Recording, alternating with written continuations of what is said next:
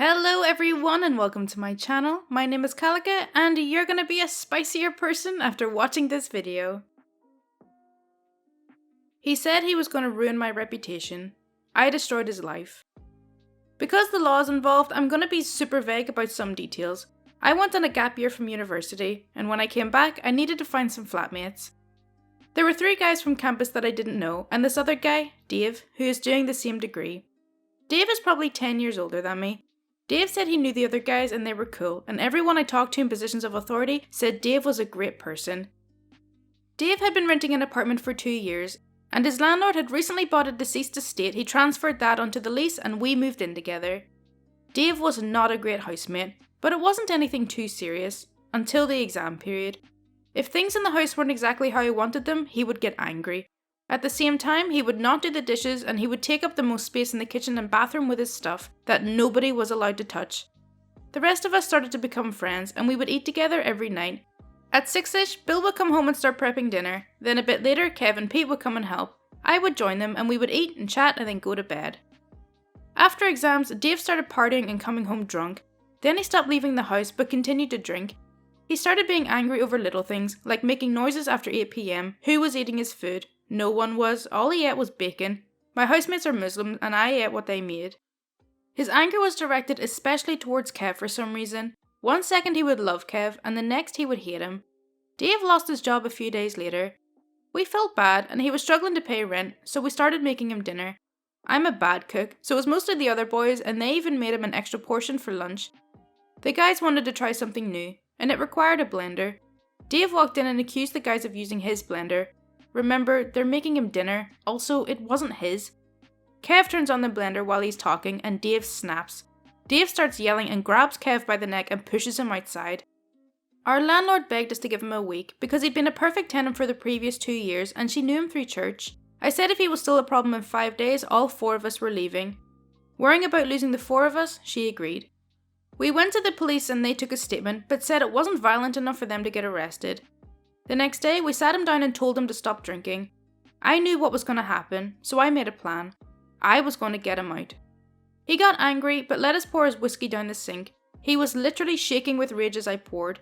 He was still sneaking drinks and was getting angry. The other boys are Asian, and me and Dave are white, so of course, he started being racist. He started saying Kev was a D-head for being disrespectful about the blender, and so he was justified in being aggressive. Every time he got pissed off, I would call him out. I told him I was going to take the path of least effort to get him out of the house. After 5 days, I called the landlord and said that Dave had to go. The landlord said Dave could move back to his original apartment. He saw this as a challenge to his dominance or something equally as stupid and said that it was his house. I made it clear to him that I told the landlord he was still drinking. Then he started threatening me and he said he was going to ruin my life at home and uni. I set up a camera after he passed out from the vodka he wasn't drinking. Now it was a waiting game. The next day, he started. I wasn't scared because he'd been drunk every day for 2 weeks. He could barely walk, so when I got home, he walked into the kitchen and started. I laughed at him, and he got more annoyed and he let out a slew of abuse. I basically told him how much I hated him. I'm a white immigrant who moved here when I was a baby, so you can't actually tell. So he started comparing me to them, the other housemates, like they were lesser and now I was lesser. Then he started challenging me to fight him. When I told him I wasn't going to hit him, he told me that all the people of my background were tough. I was like, okay. Then he hit me. I deflected it. I'm not particularly big or strong, but he was super drunk, so it wasn't hard for me to dodge his punches. Bill came to see what was happening, so I told him to call the police. That was a mistake. While I was distracted, Dave hit me in the face. The police came and I was completely fine, so they couldn't arrest him for assault. Apparently it's a civil matter, but I could get a restraining order the next morning. He came out to taunt me after the cops left because he was still in the house. ProRevenge time. I got a restraining order. He isn't allowed within 500 meters of me or my university. Basically, I spend most of my time in the field. Our field research center is at a public dock, and Dave used to work as a mechanic there. He also picked up seasonal work at a few other places in the dock, like refueling and engine work. All of the other universities have their field centers at the same dock, so basically he was banned from everywhere. So I took great joy in sending and emailing to all the companies in the dock, informing them that if he showed up, that he was in violation of the order. As part of the degree, we get 2 special licenses and there's a medical requirement. So I informed him of his drinking and he was put under medical review and had his license stripped from him and is unable to obtain a second license. The best bit was he checked out equipment for personal use, which means that he had to pay for it. He took it for a spin with our housemate Bill and asked him to pay him back, which is technically an illegal charter operation. I got Bill to write everything down and send it off to the relevant authority, so now he's under investigation for illegal charter operation. Also, the dates of his partying line up with his equipment rental, and there are pictures of him drinking before and after he checked out the equipment. He has nowhere to live, so he's sleeping in his car. He's been kicked out of uni. He has to go to court for both assaults and the restraining order. He has to go to court for running illegal charters and operation under the influence. He can't ever finish his degree, and he can't get any of the seasonal work he was counting on. Wow. I mean, it sounds like Dave just developed a drinking problem very rapidly and then ended up destroying his entire life. I wonder what's going to happen to him now that he's basically at rock bottom. I hope he finds his way back instead of giving in to his addiction. Memorable farewell. I accidentally discovered this sub and felt I could share my story. Before I get started, a little bit about my field. It's the infamous IT, or information technology. Yes, you could say that I'm a modern day slave. I'm not a techie, but a professional who manages other techies, assigns project, coordinate, administer projects, and do what is known as talent engagement at a junior level. Since I didn't earn direct revenue, I was not considered as valuable as a real technology guy. At the same time, I needed to work well over 50 hours a week without additional pay, and sometimes work weekends too. In the situation I was in, you could say this was a reasonably well-paying but stressful job. My solace were people, technology consultants, who knew what value I was bringing on the table and became friends. Learning was great. So far, so good. Since I was a cheerful soul, I didn't mind the extra work and was generally considered a maintenance-free resource. My boss had high expectations from me. I was from a humble university and a small city and was hesitant to trumpet my achievements. I was under the impression that my work would speak for itself. At that time, I was far away from my hometown and freshly heartbroken in love, and thus was devoting all of my free time to work. 100% devoted. The company was growing, and so was my department, and I got 2 university freshers as trainees to support my work. I was given a hint that if everything goes well, I may get promoted as an assistant manager. I was happy. The fresh graduates, let's call them Jane and Joe, were really cool, and we became sort of buddies. I did my best to teach them the work, and acted as informal mentor. As time flew, we were sharing our stories, started going for weekend drinks, etc. One evening, when I was finishing tons of paperwork for recruitment drives, I was in HR. We were discussing our salaries. Jane pointed out that I was really naive, and possibly a fool for not knowing my worth. She said that she had noticed how hardworking and genuine I was, and because of my nature, she's letting the secret out. Turns out, despite me leading the team and having 3 years of experience in the field, I wasn't even making half of what she was offered.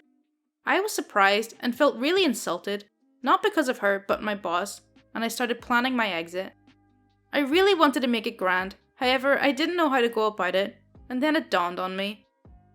I was an asset for this firm because I could do multitasking in 2 or 3 different fields. I started saying yes to almost any project that came my way. I started working on weekends to execute it perfectly just to refresh my knowledge, and of course, started attending interviews. I ended up with a job, and I negotiated my salary that was 3 times of what I was making. I outperformed competition thanks to all the extra work I'd taken up. In case you wish to know, they were talent engagement programs, HR insights and analytics, and business analysis. I can't pinpoint who was the a-hole in chief in my management team. My immediate superior was a spineless guy and a yes man to his boss. His boss, let's call him Peter, was a truly unique piece of crap I've ever seen. They gracefully told me they're still reconsidering my promotion. It was 6 months since I successfully managed 2 projects and overachieved the targets given to me. So I requested some vacation as I needed a break, and they obliged. I went to my hometown, spent 2 memorable weeks with Dad and Mum, and told them I was moving forward to a next job. I finished my vacation and reached the office looking my best. I brought some gifts for everyone in the department, gave a small treat and put my resignation on the table. I did see a piece of cake literally getting stuck in the throat of the boss. They immediately sprang into action to know what was wrong. By then I figured they need at least 2 if not 3 people to do my job. I enjoyed my notice period and very politely said thank you for everything to my boss, who was playing nice in front of me all along. After a couple of months, I get a confidential call from the Vice President of HR requesting some inputs. I shared my first-hand experience, consistent top-notch performance and their treatment. She apologised profusely and said I had an offer on their table if I wished to join. I left the city as planned, went on to a fresh start. I grew well in my new organisation, The Bomb. I recruited those 2 buddies who I had trained in a different branch of my new company. After a year, I heard that my department didn't exist anymore. Top management couldn't justify the cost of 4 senior people they'd hired to replace a team of 3. Not sure if this qualifies as ProRevenge, but it was my way of saying F you without actually saying it.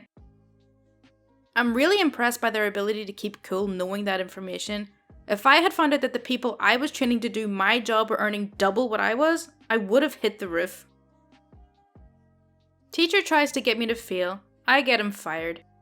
So, a bit of background information. This happened while I was in 8th grade and includes my science teacher.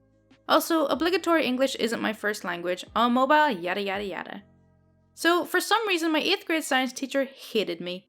He was one of the 2 science teachers for our grade, so he could basically do what he wanted in our class and get away with it, since the school didn't have a replacement. He would do all sorts of petty stuff to me, like grading tests and practical assignments wrong. You had to do the practical assignments with a partner, so he got bad grades because of me too.